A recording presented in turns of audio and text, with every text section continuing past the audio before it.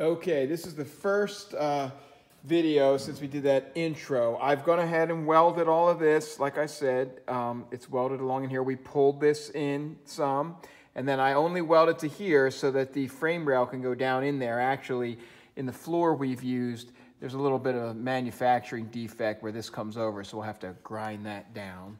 And then over here, you can see where I have trimmed off that extra so that it fits this side with the wedge panel in place and welded along here. There was a little braze there, but you just got to grind most of that out before you do the weld. And then I've done the same welding over here. And now, since it's still Friday afternoon and Brent's still around, I'm going to go ahead and get the, let me see how I want to weld this. I want to get this spot welded. Now see how I've got that gap back in there? Where the A post is meeting the inner sill, I need to pull the inner sill sideways. So I'll do that with clamps and screws, whatever it takes. See, I've got the same problem here to get that right into position before I spot weld it. Over on that side, it's fitting a lot better. You can see here where we've got a big rubber mallet, a board where we've just kind of hammered that down in there to get a nice tight fit. So I'm going to go ahead, see over here, this same sill is just bent a little bit, so we'll pull this over back here as well. I'm going to get the A and B posts spot welded in place while I've got Brent to help me, because the spot welder can be a bear to handle sometimes. Sometimes it takes two guys, especially in the A post here. Okay, real quick update. I just wanted to show you what we've done here. You can see these, I love these self-drilling screws, and you can see how I've really just pulled that up real nice and snug, and everything's nice and tight in here and over here as well. Oop. So you've got your screw holes. That's never fun, but then you just drill them out a little bit and weld them back up like a plug weld. So we'll weld them up like a plug weld from this side and grind them down, but in the meantime, everything's pulled in tight where it needs to be. Okay, role reversal. Now I'm videoing and Brent is in the car. Say hi, Brent. Hey. Okay. All right, you can see now, this is why I wanted to get this done this afternoon, because I got this beast all lined up, and one of us has to line up the inside while the other one pushes the button and works the outside. I've turned it off because the pump is so loud. This thing is water cooled. So anyway, that's what we're doing here. We are running the spot welder through after I've already screwed everything tight. So, say goodbye, Brent. Bye, Brent. Okay, we're back in the shop Saturday morning. It's a little less hectic than it was yesterday afternoon. But you can see we have the A and B posts all spot welded now to the inner sills. So down there on that flat area, we've got a double row, and they used a lot of spot welds in there, just kind of in a bunch. And then you can see up on the sill further, we have a row there on the shut face panel. Now up front, same thing, there's the A post. You can see that's a 16 gauge piece coming down. And then your new inner sill is 18 gauge. So it's spot welder cranked up pretty good on that. And you saw how I used the screws to pull that all in tight. And then over here, we've got the same deal. Now we do have some screw holes left over, and you can see where we've spot welded in between them where we could reach.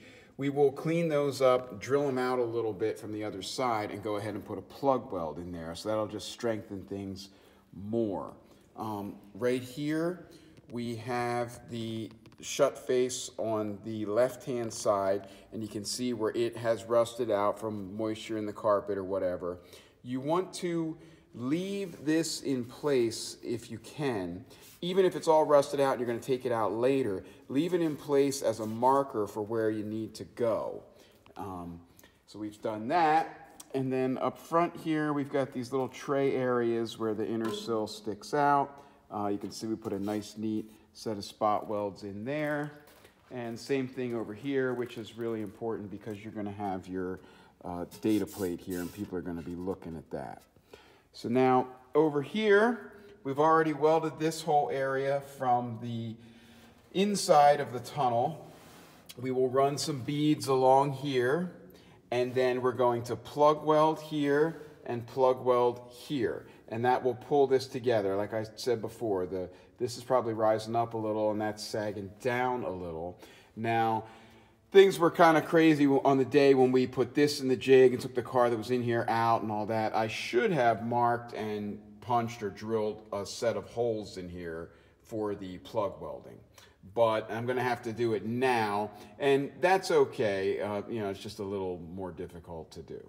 So that's our next step, and we'll check back in once that is done. Okay, the tunnel is all screwed down now, and I'm ready to start welding. Now you can see I've got screws here. Every one of those screws will turn into a plug weld, and so will all of these screws here.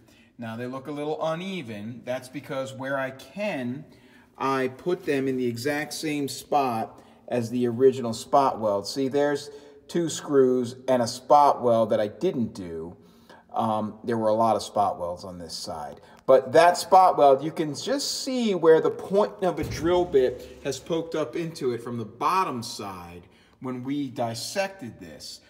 We drill the spot welds out with a 1/4-inch drill bit with a shallow point on them. That works a lot better than those little hole saw things. That just creates a big mess. And so where I can, I've put my plug weld holes right where the original spot welds were because that's a weak area of the metal, so you're just eliminating that. And then you're always going to have little things like this. Some of that stuff is factory, some of it's from spot welds that are drilled out. We're going to start out by doing our stitch weld all up in here, and then you can see where the factory had a stitch right there along the mount for the transmission. That's a welded in nut for the transmission mount. I did want to show you a couple other things. Look up here. That's factory original piece of wire. They had a very early MIG welding process that they used, and that's a little residual piece of wire there. You'll also see that this is covered up from the bottom and does not line up properly with that hole. Don't worry about those. What you care about are the radius arm cup mounts, the reaction plate mounts, your corners up in here. That is the least thing you need to worry about. A lot of people have gotten in trouble because they line those up and then let everything else fall where it may. What you need to make sure of is that this is in the right spot. Your reaction plate's in the right spot. All this is in the right spot. See, and that's guaranteed by our jig, but at home you can do it with measurements. Don't worry about those little holes. They're just punched in there by the manufacturer of these floors. Here's the other side. Again, I've put these screws in and I've drilled in 1/4-inch holes where the original spot welds were. I used a large C-clamp to kind of pull this down in here, but I did it in this reinforced section. In the back, I've already drilled the 1/4-inch hole and then put the screws through it. So we're dealing with a 1/4-inch hole with an 1/8-inch hole in the layer below it. And we've talked about this many times. You fill in that little 1/8-inch hole and then you spiral out and fill in the 1/4-inch hole. That's going to give you your best plug weld. Now up here in the front, just because the way this all came together, I just ran these screws through. So right now I have an 1/8-inch screw hole in both layers.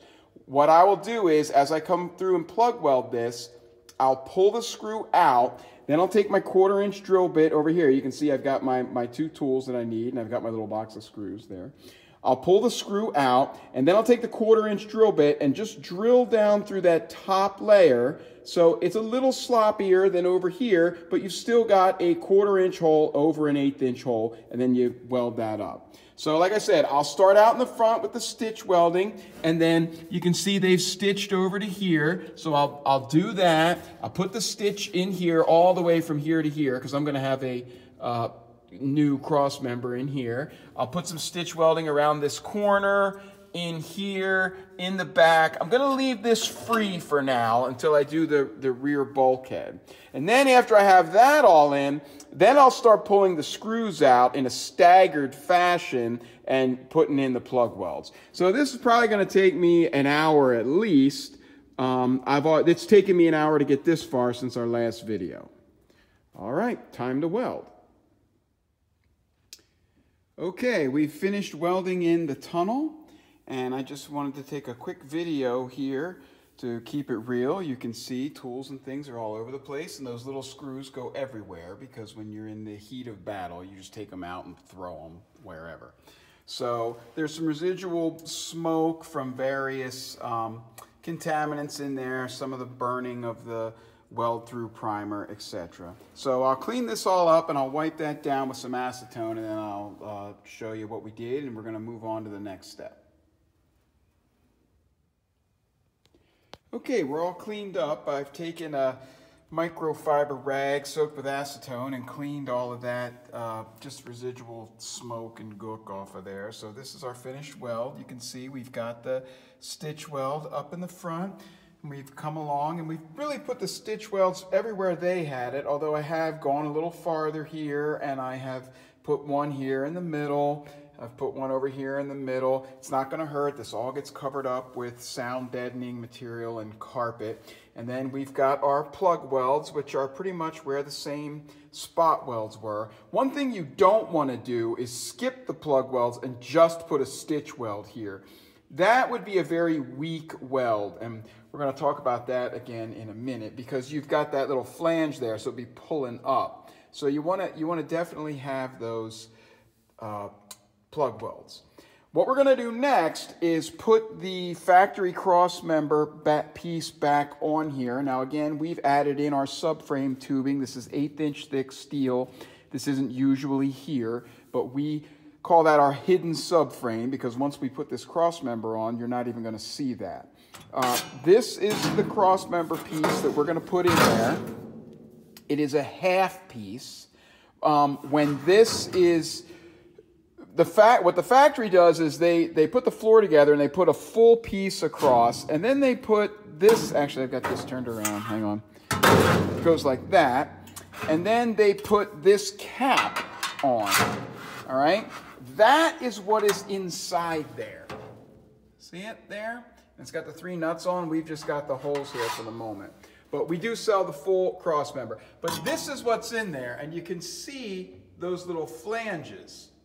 And so what they did was they put this cap on, and then they set that in the center, and then they use these flanges to set where they're going to have these gearbox side panels. And then after they're pulled in, they run a bead of weld all the way around here on the outside.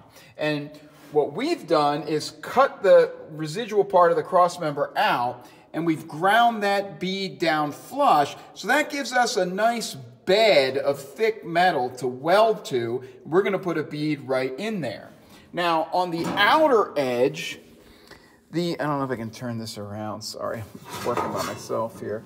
On the outer edge, they came in, and you'll see your original piece kind of looked like this and had these flanges on that were spot welded to that. We don't do it that way. Again, that's weaker than just running 2 pieces of 18 gauge perpendicular and running a bead along them. So that's what we're going to do. We're going to take this half size piece. I'm sorry, I'm turning this thing all around. Hang on, let's start over. Okay, so what we're going to do is we are going to take this piece, which is longer than it needs to be, and we're going to trim it down to fit in here perfectly. You want that to be as small of a gap as possible to get the best weld possible. Now, because of the nature of the way this inner sill is made with this rib pressed in there, sometimes this will not be 90 with the floor, it'll be over 90. So you actually have to cut it a little smaller than it needs to be, otherwise you can't get it in. But the trick is to just trim this down a little at a time, measure what you think you need, and then trim it down maybe 1/8 of an inch larger, see how that goes, and just keep trimming off. So let's go ahead and do that with this side, and then I'll show you all the trimmings. Usually there's a big pile of them. Okay, this piece is fitted in here now, and you can see where I've tried to get this as tight of a fit as possible. Got a little opening down there in that corner, and then up here it's not quite perfect, but it's close enough. It's very, very close. And back here, it actually was close to 90, so we've got a real nice fit there. And over here, and there actually was more than that. There's some on the floor. I lost one, but you can see where I'm just taking little tiny slivers off to just ease this into place without going too far, because you want this as snug as possible. Now here, I've X'd off where the ribs in the floor are because I don't want to put any holes there for my plug welding, and I will go along and go ahead and put 1/4-inch holes all along. Now see, you can just barely see this rib poking up here, so you've marked it here, but you've got to remember you can't put holes on either side there. You'll see that in the next steps. Okay, a significant amount of time has gone by now, but I have both of these trimmed into shape. Get kind of hammered in there tight, and as you can see, I have all of my plug welding holes drilled, and they are in the spots where I don't have a rib. Same thing over here, and I'll be screwing those down. I will put a screw through every hole because then you've got that 1/4 on top of 1/8 that gives you great penetration. I can do it without doing that and get the great penetration, but I found that the guys at home, that's when they start to slip on penetration. They end up using that bottom panel as more of a backer than a panel that they're penetrating through. But anyway, so we are gonna screw these down, and then I will go ahead and do the stitch weld around here and on the outer edges, and then we'll do the plug welds all along. And I'll give you an update when that is done. Okay, we're all welded in now. We've put the crossmember pieces in, and I've gone ahead and stitched it to the tunnel right there like I talked about. I was able to get a real nice tight fit. Here we are going down the front. That's always tough to get in there because it's less than 90 degrees. And then you can grind those beads down some if you want to. Here are the plug welds. I turn the welder up a little bit because I've got 18 gauge on 18 gauge there. Let me see if I can just turn this around. There's the bead running up along the side. There it is there. And we've gone ahead and finished the other side too. Now as you're going along, if you have a bigger gap or things look like they're gonna burn through, you just slow down a little bit. See right here, and I kind of did this on purpose to show you guys, this bead here is less of a straight bead and more of a bzz, bzz, bzz. So you're putting in little spots and then laying them on top of each other, giving it just a little time to cool as you go. All right, and then again, we've got the plug welds all along there. So that was pretty much the whole day, and a lot of it was taken up with cutting down and fitting the crossmember pieces, then marking and drilling all the plug weld holes and getting them situated in there and then screwed in and all of that. So that was the whole afternoon. And then the morning was us going ahead and welding the tunnel in like we showed before. So tomorrow we will come back, we will put some tubing in here. Actually, the first thing we're going to have to do is put a patch in there. So we'll do that first. Then we'll put the tubing in here, and then we will put the seat dishes in. Those also take a long time with a lot of holes being marked and screws put in and all that. So I don't know if we'll finish all of that tomorrow, but we will at least jump in there and try to get started.